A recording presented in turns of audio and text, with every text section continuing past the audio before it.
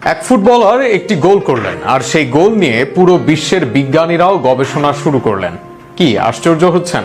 আশ্চর্য হবারই কথা। যদিও ফুটবল নিয়ে বিজ্ঞানীদের কোনো মাথা ব্যথা নেই, তবে বিজ্ঞান আছে সবকিছুতেই। বুলেট ম্যান খ্যাত রবার্তো কার্লোস করেছিলেন সেই অবাক করা গোল।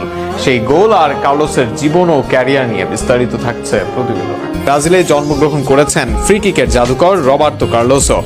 ব্রাজিলের বেশিরভাগ ফুটবলারের মতোই দারিদ্র এক পরিবার থেকে উঠে আসা কার্লোস ইতিহাসের অন্যতম সেরা লেফট ব্যাক।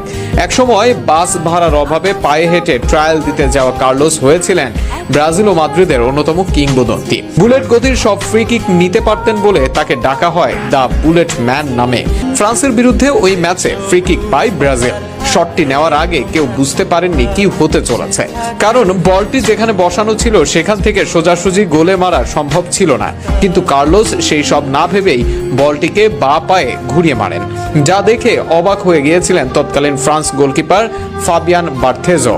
দেখে মনে হয়েছিল বলটি কর্নার ফ্ল্যাগের দিকে যাবে, কিন্তু সবাইকে অবাক করে বলটি বিপরীত দিকে ঘুরে পোস্টের গা ঘেঁষে গোলে ঢুকে যায়।